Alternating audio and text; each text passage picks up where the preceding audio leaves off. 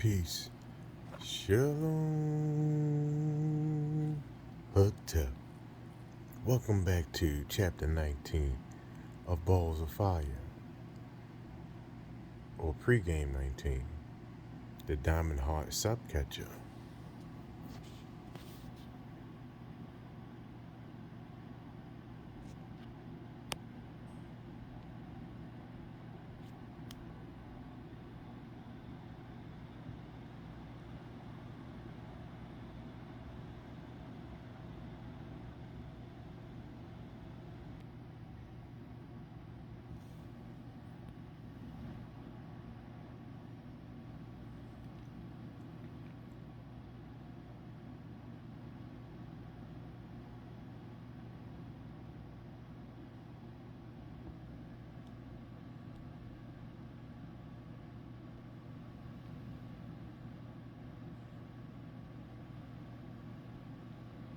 Don't forget to screenshot if you like to read along with me.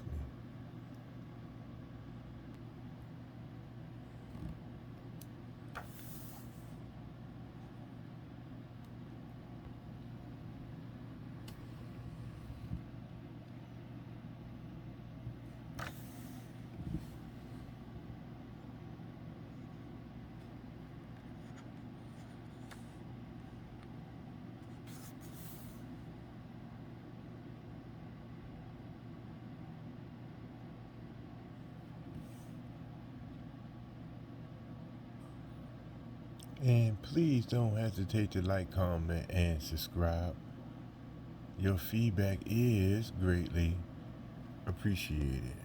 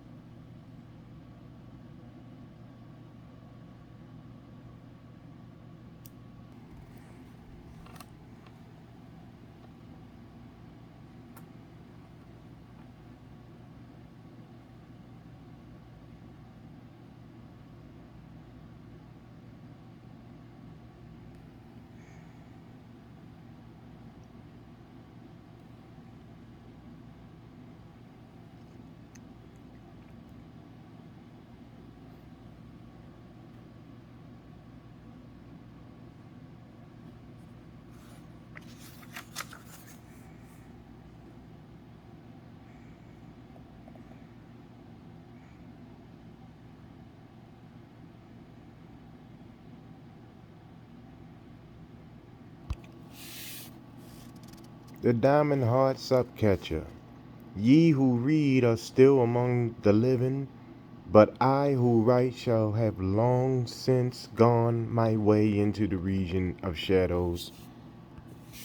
For indeed strange things shall happen, and many secret things be known, and many centuries shall pass away ere these memorials be seen of men.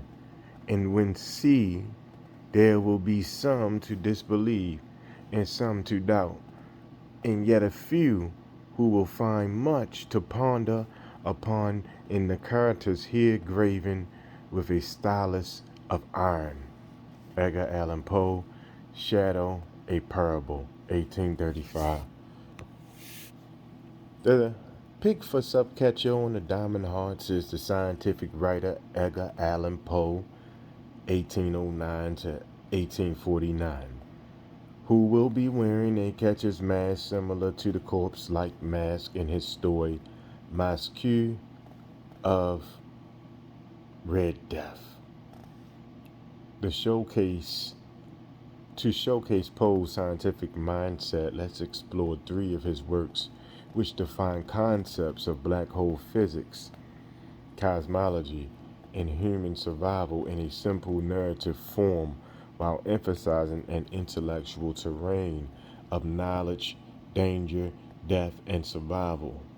In essence, Poe writes scientific knowledge into his stories in nonfiction, preserving what he called the only pathway between time and eternity. Poe describes the same chemical pathway that ancient cultures document. This supports the unity of knowledge present in human thought, for this survival knowledge keeps reoccurring in history. Further, Poe narrated the dynamics of a rotating black hole long before New Zealand's mathematician Roy Kerr discovered the Kerr vacuum metric in 1963, the exact solution to the Einstein field equation of general relativity, gravity for a rotating black hole. Relative to the unity of knowledge due to our non-local genome, Poe was on the frontier between quantum theory and general relativity in the 1840s with his descriptions of wormholes, black holes, time, and eternity. He also walked the tightrope of time to the edge of chaos in space, where he perceived that death is a transition state allowing creation if one possesses knowledge of the natural process. To expose the value and explode the boundaries of this transition event that intimidates us, we begin with three of Poe's writings that express several simple concepts of physics that will improve understanding his ideas on the continuity of mind. Descent into the Maelstrom, Mask of the Red Death, 1842, and the non-fiction essay Eureka, 1848. Poe's story Descent into the Maelstrom, published in Graham magazine, is a survival of a tale of a fisherman whose seafaring experience shocks his black hair to gray within hours. The story begins with the aged sailor sharing his story with his vigilant companions as they stare into the cold sea from a mountain peak off the Norwegian coast at the northern polar Arctic circle of Earth. He and his companions sit precariously at the brink of a sheer precipice of black rock stretching down to a chasm. Looking out over the gloomy ocean, the cold water shivers into a strange chopping motion and then rush into a eastward current, hissing with the accelerating velocity and gyrating fury of monstrous vortices consolidating into one vast circular vortex. In agony, the waters tremble and shriek, rocking the mountain where the two witnesses watch the violent whirlpool. During storms, the vast vortex had beaten many ships, yachts, and boats to the bottom of its pits, swallowing them without mercy. The fisherman continues his story explaining how he and his two brothers were caught up in the same massive hurricane of whirling blackness.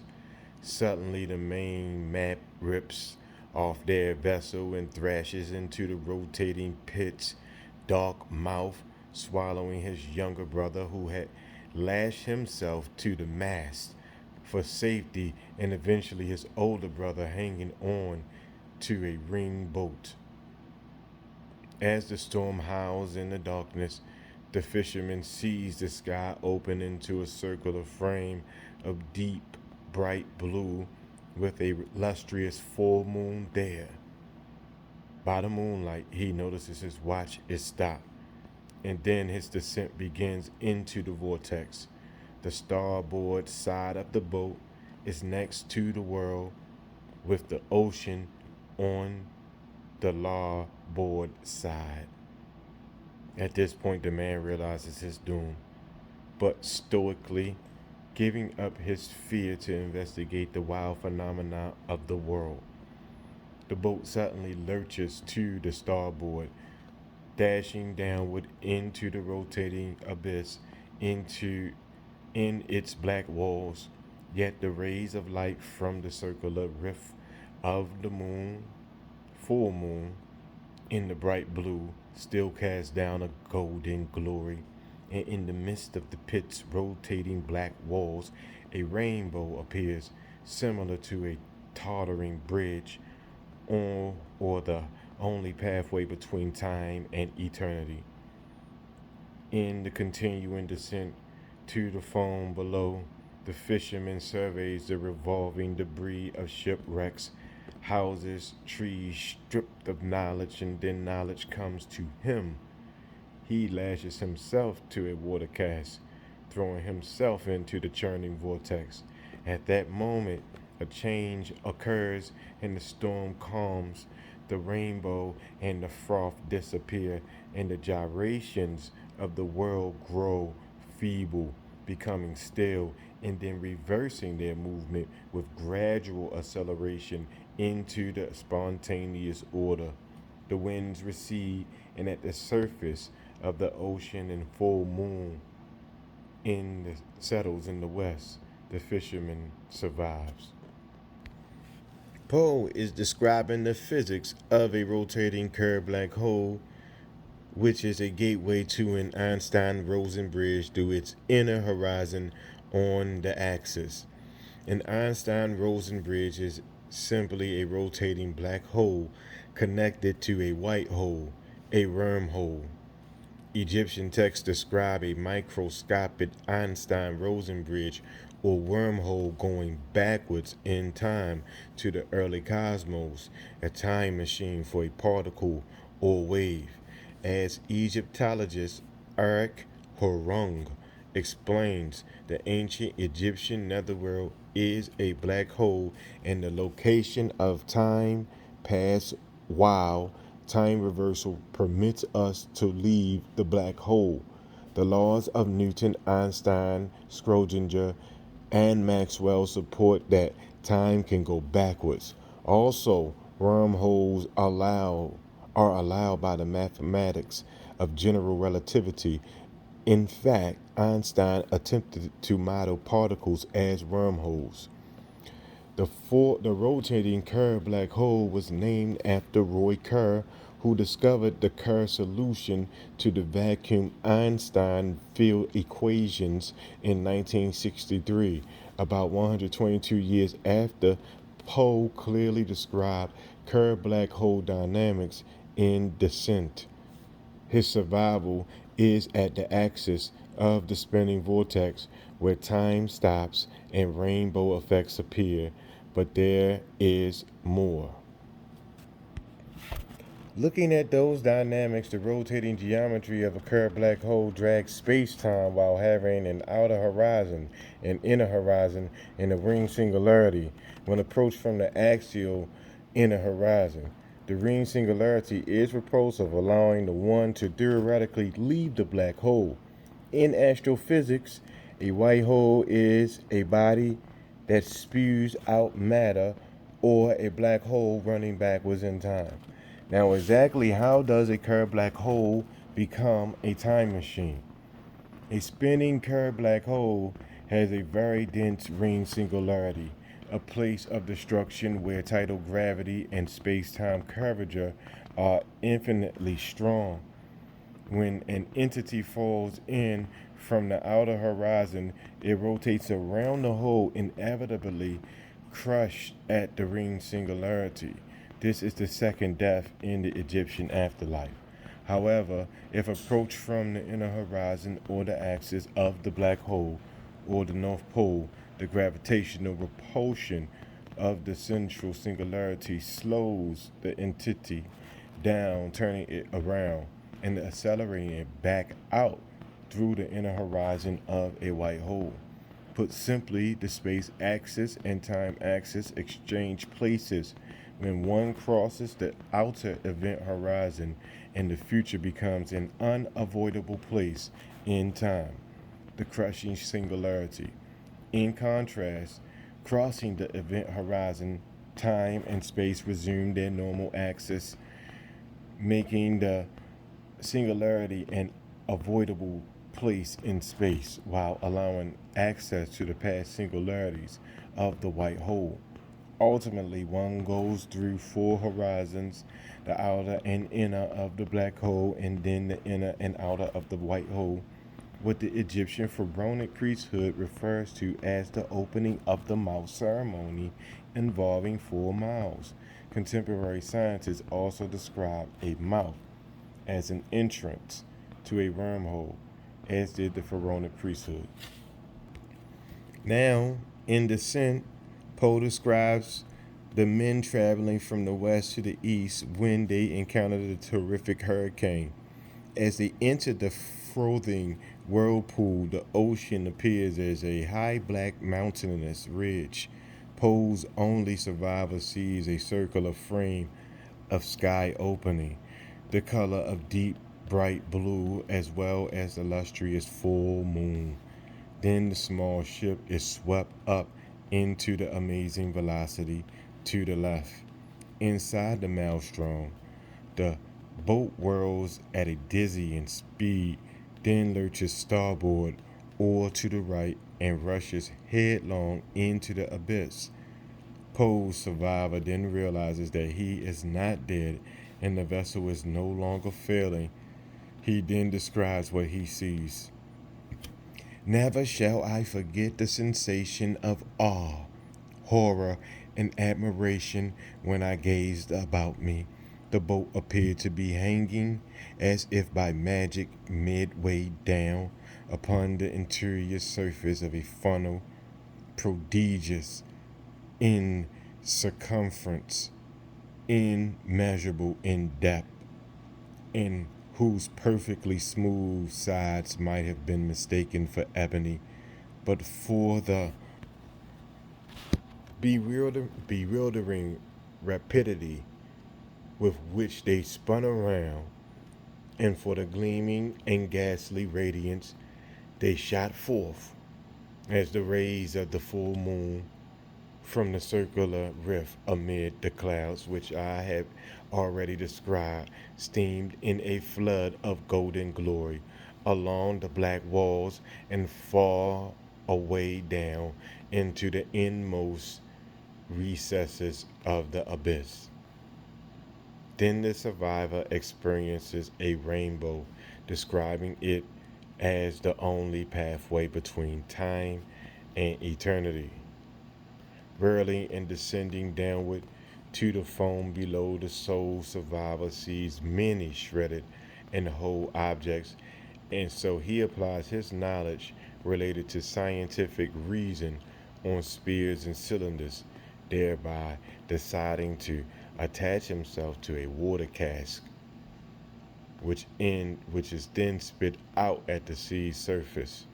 Poe's survivor explains the directions that saved him, and he actually moves in a west to east direction, returning to his starting position or the Lofton Islands off the northwest coast of Norway on the polar Arctic Circle.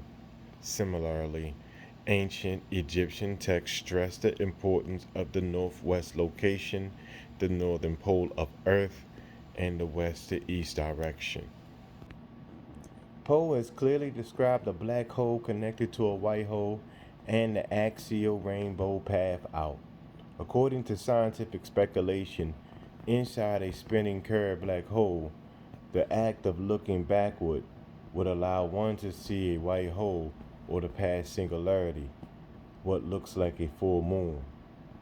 At the inner horizon, where Poe's survivor witnessed the bright blue sky, in falling in radiation is blue shifted as it accumulates. A white hole is a black hole running backwards in time, and Visser and colleagues demonstrated the existence of space-time geometries containing transferable wormholes that are supported by arbitrarily small quantities of exotic matter. This means that these wormholes exist at the microscopic quantum level, also at the axis of a spinning curved black hole. Light possesses rainbow effects, so the rainbow is the sign of the pathway heavenward, a sign Poe included in Descent. As Nietzsche would said, I will show them the rainbow and the stairway to the Superman. One final point. Poe's account is psychophysical. This means that what has emerged into his consciousness, that is, his mind bound to matter, is a genetic report of a specific linkage with the environment or a biophysics functioning as the world's central principle of construction. As John Wheeler explains the physics, and surely someday, if Einstein's view of nature are correct, we will understand a particle not as a foreign and mysterious interloper.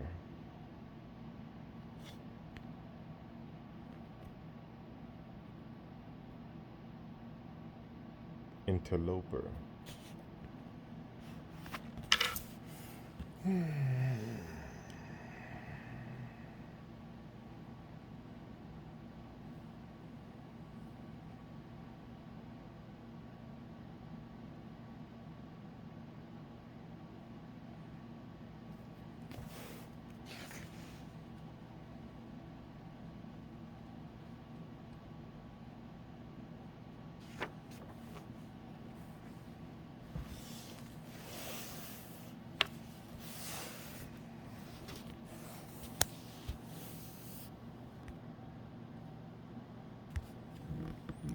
Eureka, 1848. The simplest cosmology compatible with Einstein's theory of gravitation is the Big Bang model, followed by the Big Crunch. 7 years after publishing his biophysical descent into the maelstrom, Poe composed nonfiction Eureka, explaining that our cosmos functions similar to his maelstrom, an expanding turbulent black hole in time collapsing backwards to the Big Bang origin or dense singularity. Today, Poe is considered an amateur scientist because he realized the nature of Olber's paradox, named after a 19th century German astronomer. Poe was the first to understand that time has an edge because of the act of looking into space. We are looking backwards in time because light takes a finite time to travel through space. In a lecture in 1848, Poe extrapolated the correct resolution to Olber's paradox, commenting that we are looking backwards to a distance so immense that no ray from it has been able to reach us at all. Poe did not follow up this discovery because in 1849 he was found unconscious outside Ryan's saloon in Baltimore. According to a University of Maryland Medical Center news release in 1996, doctors theorized that Poe died from rabies and not excessive drinking. Poe's reputation as an alcoholic, drug addict, and madman was partially based on an obituary written by Rufus W. Griswold, who submitted a writing for Poe's review. Poe was incisive in his review of Griswold's work, so Griswold wrote a negative obituary of Poe, claiming he was a drunk, high madman. This is an effective method of repressing the knowledge discovered by a brilliant person. Now our finite universe has an edge in time, so we see stars to a certain point, then we see the darkness indicating a time before stars. In contrast, in an infinite spatial universe where space has an edge, we would see stars everywhere we look, what is described by the Egyptian idea of going into the day. In light of this understanding of Olber's paradox, Poe wrote the nonfiction essay Eureka in 1848, describing his thesis of two ways that echoes both ancient and modern ideas. Poe writes, "We may ascend or descend, beginning at our own point of view.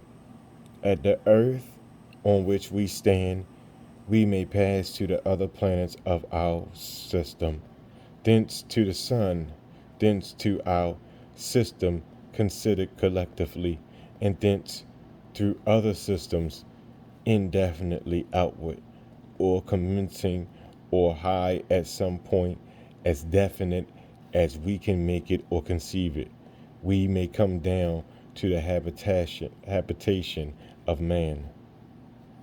In Eureka, Poe explains the primordial particle becoming the universe, the one becoming the many, what he calls a diffusion from unity that requires a return to unity. This is very similar to the modern Big Bang theory of our universe blossoming from a dense singularity. At that time, our cosmos was unbelievably small. Then everything suddenly ruptured from the point in space time referred to as the singularity. First, hydrogen formed in helium, and 1 billion years later, stars formed, creating the other chemical elements. The atoms in our bodies are connected to the cosmos in the epic life cycle of its stars in deep space. This system exhibits machinic cycles of wheels within wheels, such as moons circling planets, planets revolving around suns, suns or stars migrating around galactic black hole centers. As an example, Earth rotates at a constant rate like a rotating curved black hole. If the spinning Earth shrank to the size of a 1/2 centimeter, it would become a tiny quantum rotating curved black hole. In our universe, time has an edge. What is called the Big Bang is not infinite as we know by our lifespans.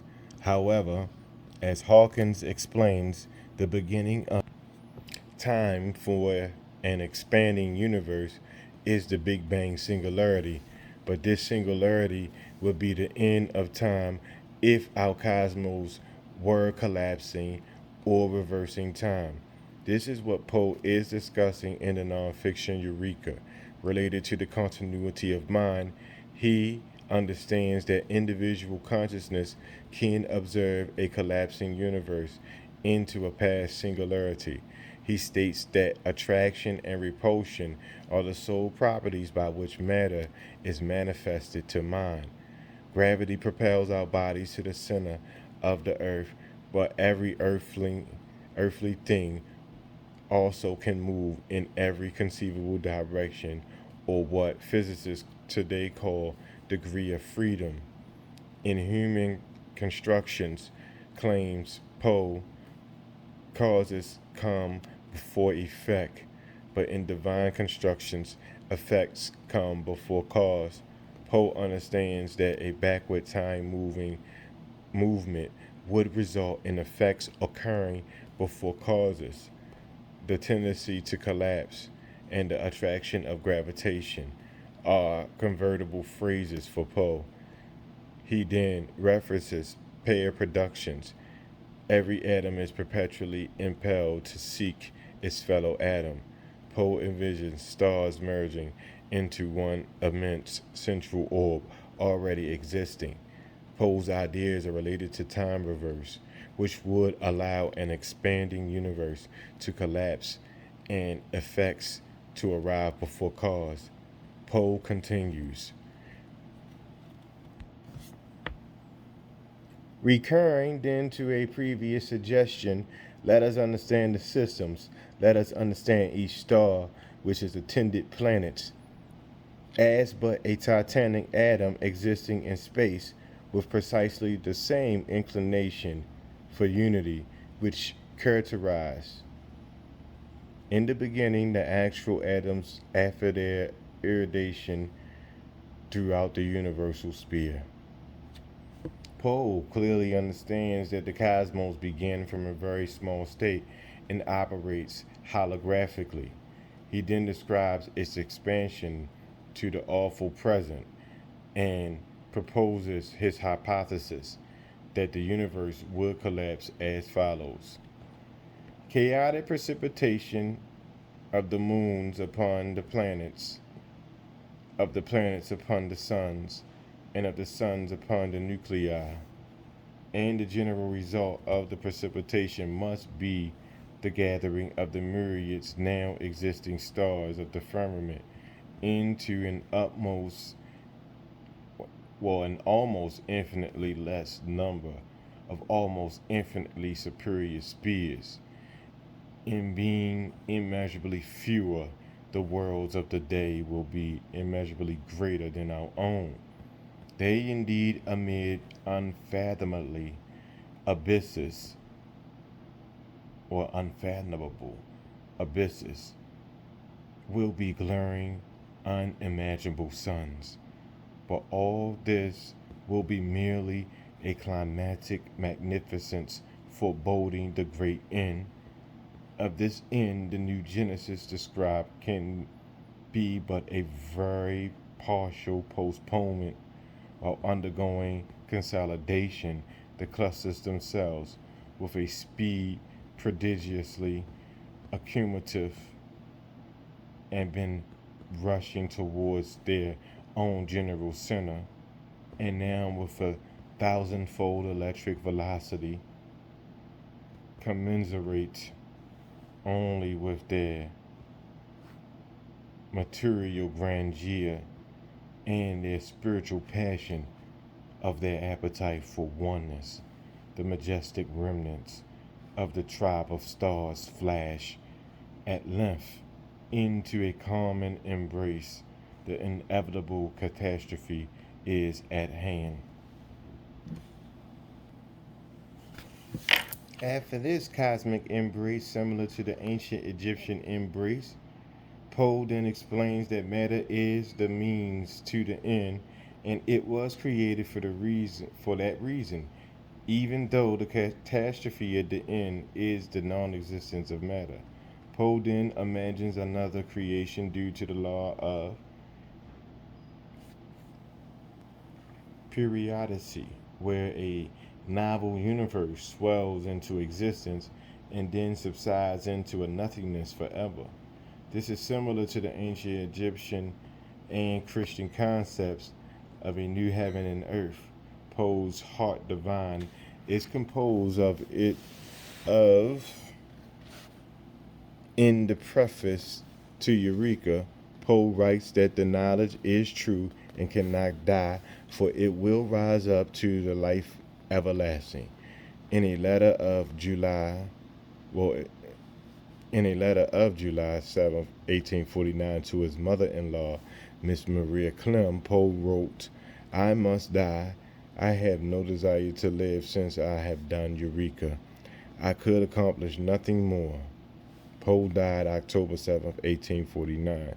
The impact of his knowledge lives on in the legacies of earlier cultures and later greater thinkers with the same idea. The individual's power for cosmic embrace or collapsing the universe back to its origin.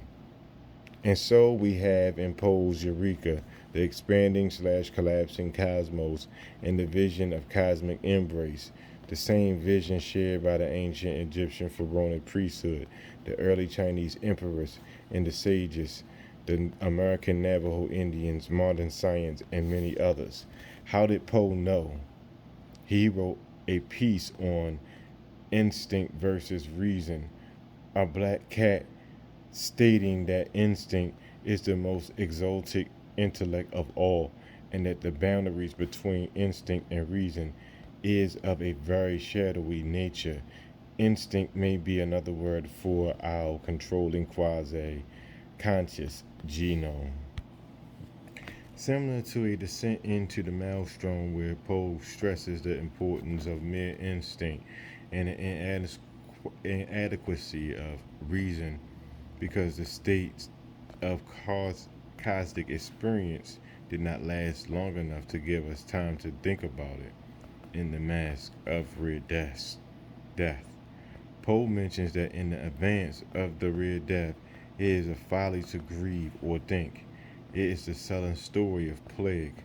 Poe enumerates other aspects of his full system that relate to the isosthesis interpretation of ancient Egyptian texts.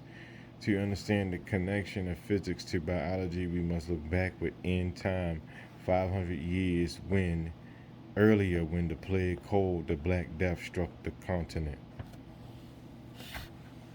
Apocalypse, or what some experience at the end of the world, began in Mongolia, China in 1347, when the invisible agent known as the Black Death stalked Europe, claiming an estimated 15 to 30 million people in only 5 years.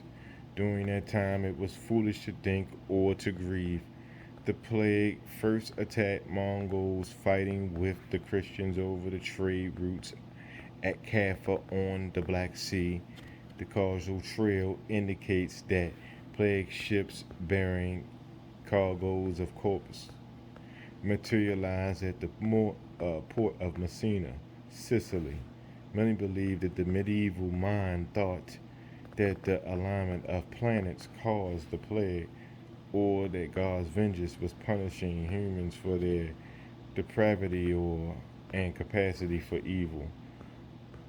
On St. Valentine's Day in 1349, the residents of Strasbourg, Germany, witnessed the persecution of the Jews by the Christians.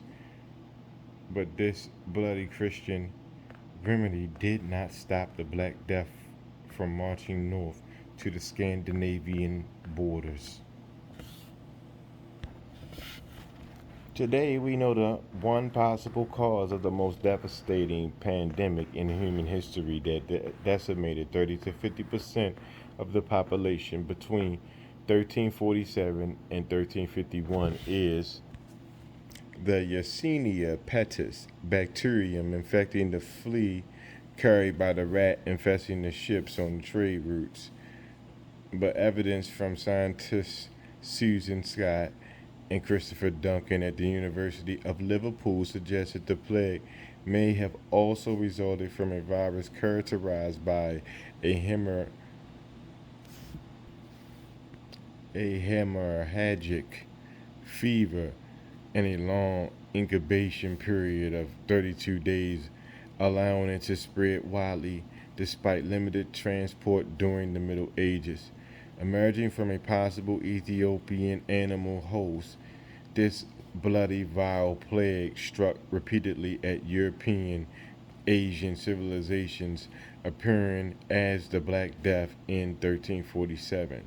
Not only the bacterium-infested flea riding the rats may have been responsible for devastating the population, but also its double, the viral infected human. It is not surprising that some believe that corpses resulting from hemorrhagic serial deaths where blood was its avatar, could reanimate and come from the grave at night to suck the blood of sleeping persons. Since the deceased lost blood in life, it seemed logical that the deceased would seek blood to prolong existence of life and death. As scholars are aware, the vampire mythologies are strongly associated with plagues and viruses. These mythologies are signs of viral reanimation. And so, this previous silico epidemics in mind, Edgar Allan Poe writes the blood was its avatar or the embodiment of death in the Mask of the Red Death, a tale embodying the horror of its heavy bleeding and a fatal disease. He recounts the tale of Prince Prospero's, who attempts to save 1,000 of his friends after half his dominions have been annihilated by the Red Death. Retreating to a well-provisioned country castle surrounded by walls with iron gates, the invited guests, secure as they thought they were, enjoyed wine, music, and dance, for Poe wrote the beauty prevailed within the castellated abbey of the Red Death ravaged without. The elite often retreated to country castles to avoid plagues. After Prospero's impervious guests spent half a year in safe seclusion, Prospero organized a victorious masquerade highlighted by a bizarre passage through an imperious suite of 7 rooms arranged not in a linear fashion but with sharp turns spiraling from the east to the west so that the masked revelers could only see one room at a time. This had a novel effect on the viewer, for the sharp turn every 20 or 30 yards into a dead end corridor revealed a central stained glass window opening into the mirroring and restricted color decor of 6 chambers: blue, then purple, green, orange, white, and violet, a dark rainbow of severed colors. Opposite each stained glass window in each of the blind alley passageways between the 6 chambers was a weighty tripod, its 3 legs supporting a brazier of fire, its forceful rays glaring through the glass window pane to cast a garish hue into each shadowy chamber. And then through the final Gothic glass window stained a deep blood color, one could witness the 7th chamber shrouded in black velvet wall and ceiling tapestries. In this black chamber, a massive ebony clock dictated time, its pendulum swinging back and forth like the blade of a reaper, its chimes igniting panicky fear in the revelers, causing them to avoid the hour of truth. With careless abandon, the revelers partied on in the space provided for them, for Poe wrote that it was folly to grieve or think.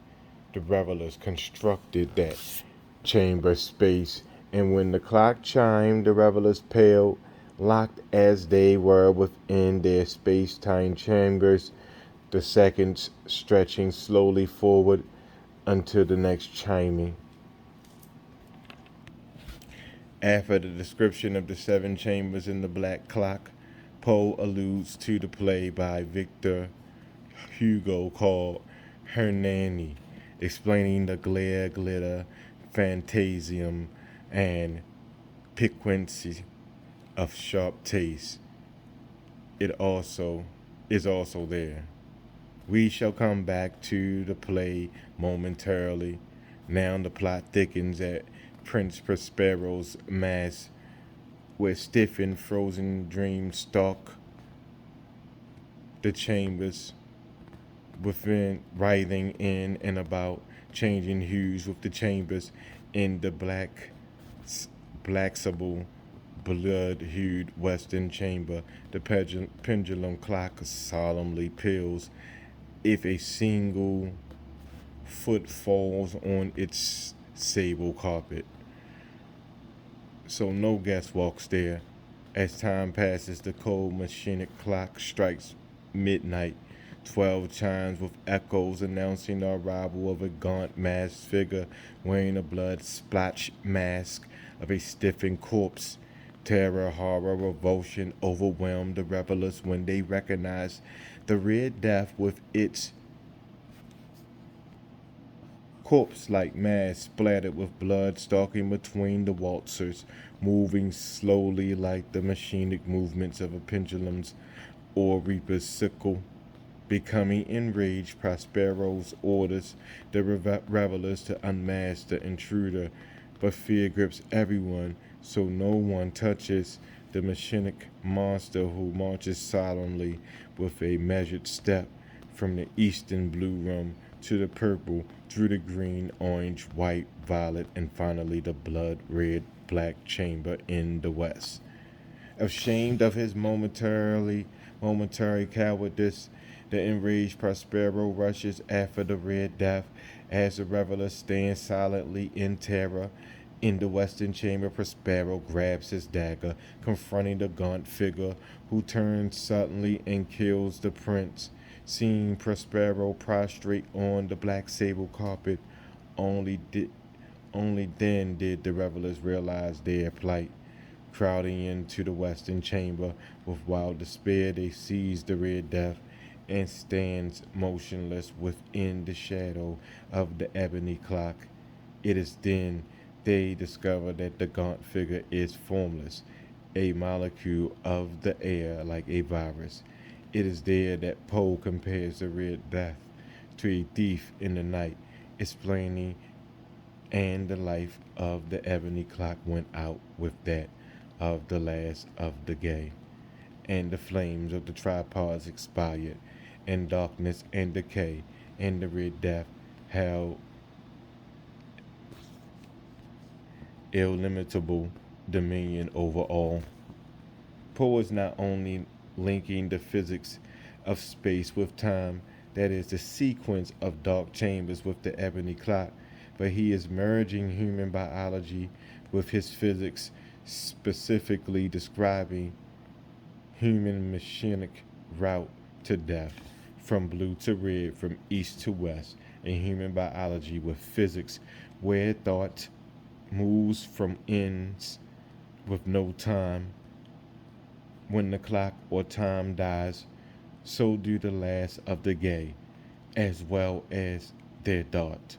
So we have a machinic death initiated by a plague that functions like an abstract machine while presenting itself as a chaotic system moving to equilibrium.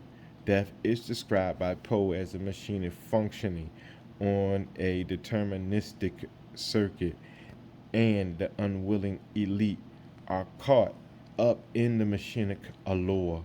Without a strategy, the fated revelers have played against the machine of death and loss. Poe has designed this story's plot to annihilate the elite. Yet the irony is that Prince Prospero has unknowingly designed the chambers himself.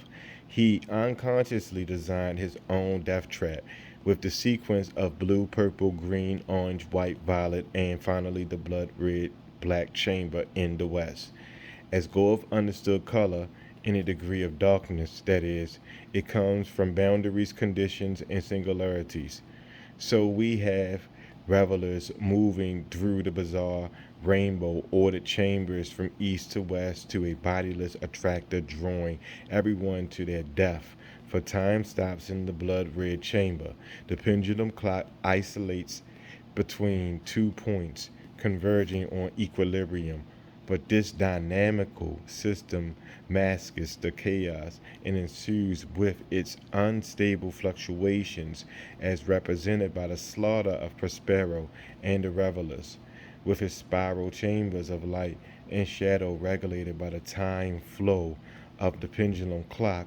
Poe opens up the clock's stationary state, its second equilibrium, the unexpected pattern of stillness or death.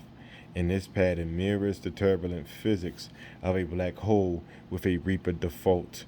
The lesson is without knowledge, the path defaults to the reaper, the attractor, the singularity of death. It is a folly to think or grieve.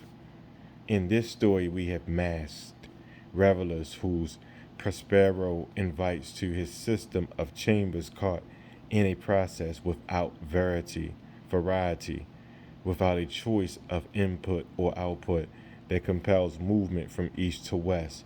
This is not the ancient Egyptian salvation pathway from west to east in descent. Unknown to Prospero, there is only one possible outcome, red death. So there is no circularity, no self-regulation based on feedback, no observation involving decision making. Prospero's machinic machine operates similar to a black hole, with the red death comparable to a crushing singularity.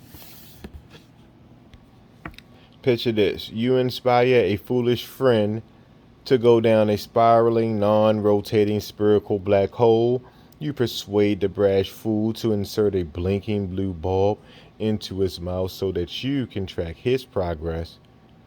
From a distance, you watch your thoughtless friend approach the black hole's horizon, and the blue bulb changes, blinking through the colors of the severed rainbow, from blue to red, like the experience of the revelers waltzing down Poe's color-coded chamber.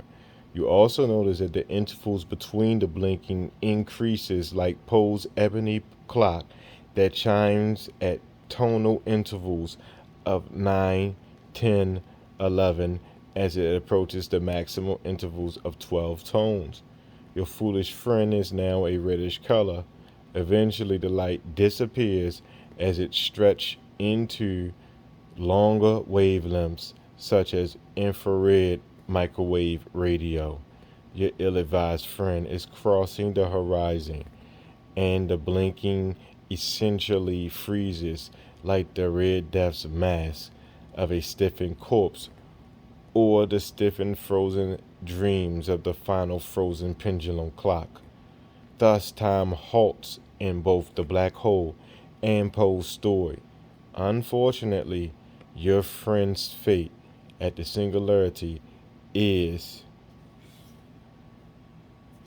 spaghettification, where the gravitational pull is so intense amidst a shifting of light to longer wavelengths that he sees a gravitational redshift that can only be described as a red death or an avatar of the embodiment of blood.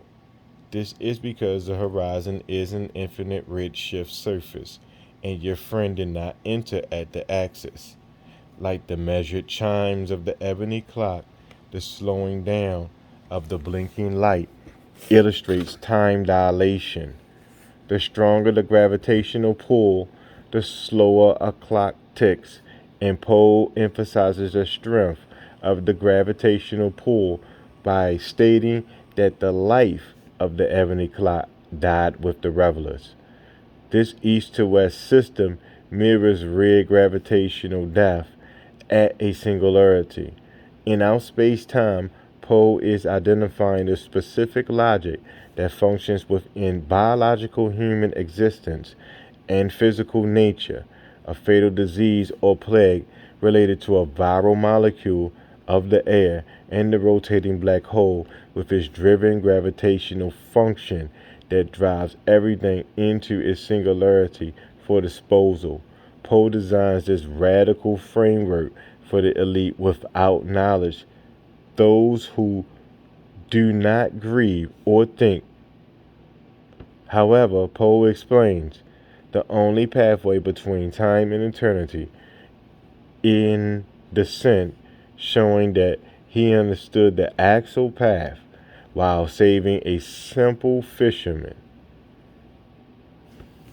More evidence for this view is Poe's allusion in Masque to Victor Hugo's play Hernani in 1830, where the outcome is still death, but not a default to the reaper. Hernani, 1830 by Victor Hugo. The storyline in Hernani centers on the competition for a young, sweet girl named Donna Soul between her rich, noble uncle and the bandit Hernani, who also turns out to be a noble of sorts. Hernani visits Donna Soul only by the cloak of night, earning the name Thief in the night, for he attempts to steal Donna Soul's love. Hernani persuades Donna Soul that her rich uncle cannot give her youth, but only royal jewels. Hernani asks her if she would follow him to a land of men who look like devils in her dreams. Strangely enough, Donna Soul knows that if Hernani dies, she will also die. Hugo describes Hernani as a stranger traveling the forest, a rebel, and a mountain lion. The character Hernani describes himself as a resistless energy of doleful mysteries bound in darkness, rather than a rational thing that perceives his goals and moves straight to it. Hernani explains that he is being pushed by an impulsive gale that dashes him into a deep chasm red with blood or flame, where all things are crushed or die. Because of his fated path, Hernani fears for the life of Donna's soul, persuading her to marry the Duke. Hernani then tells Donna's soul, "My soul burns, tell the volcano to smother its flames. The volcano shall close its gaping chasm, the room its sides with flowers and green grass. For the giant is held captive. Vesuvius is enslaved. Its lava boiling heart must not affect you. It is flowers you would have.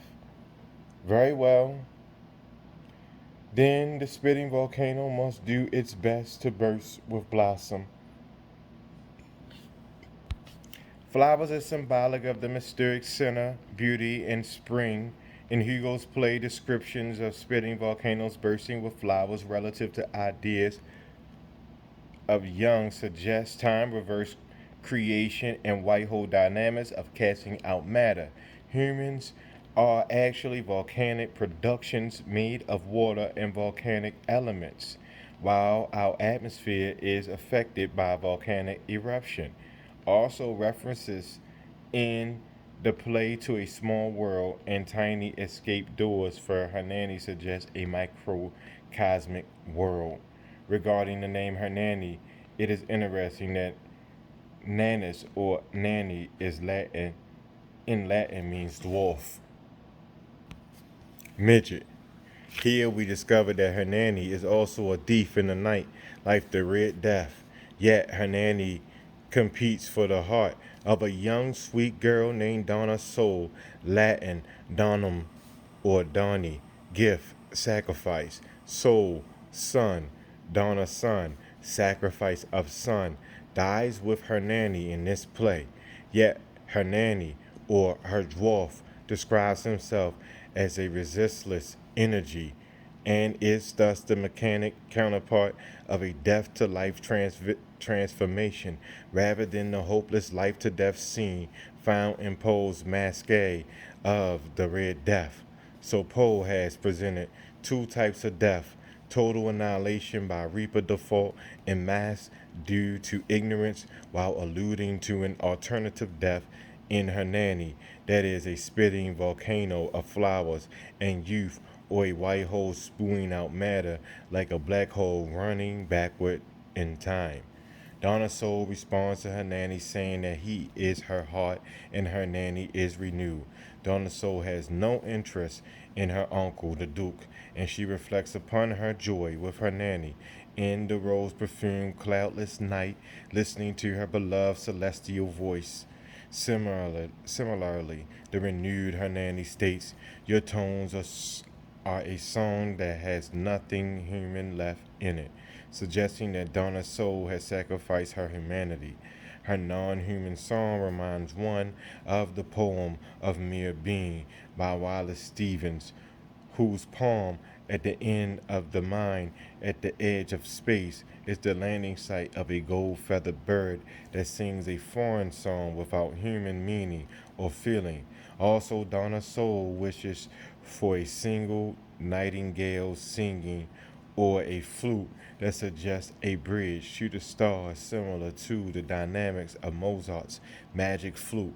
This idea of a bridge to the stars can be explained as a microscopic Einstein-Rosen bridge, a rotating black hole connecting to a white hole that operates similar to a black hole volcano spitting out rocks. In summary, Edgar Allan Poe's idea in Maelstrom, the nonfiction Eureka, and Mass, with its allusion to Hugo's play Hernani, detail the dynamics of rotating black holes in an expanding slash collapsing cosmos. In Mask, we compared Poe's chamber rooms with a black hole pathway attracting all to the singularities of the cloaked nothingness of the viral death. The times Time stops at rotating black hole singularities. However, it can also be reversed there if one enters at the axis of the black hole, as we learned from Poe's descent into the maelstrom. Unfortunately, the revelers in Poe's mass lack this knowledge, so they have no choice but to default to the Reaper of the Second Death, as well as modern ideas on the black hole dynamics, demonstrating the unity knowledge in history. Edgar Allan Poe understood the basic creative function of expansion and contraction that operates in our universe and on Earth. He understood the holographic mode of operation of our universe, that what can happen on the microcosmic level can also occur on the macrocosmic level. For the Diamond Hearts, Poe is a subcatcher who can extract biophysical survival messages from his subconscious mind, that is, knowledge from his chromosomal apparatus. Baseball is a red blooded sport for a red blooded man. It's no pink tea. The mollicados had better stay out. It's a struggle for supremacy, survival of the fittest. Ty Cobb. We have now come to an end of chapter 19 of Balls of Fire. When we return, we will be on pregame 20 or chapter 20, the Diamond Heart Pictures. Thank y'all for coming out. God bless you. Good night.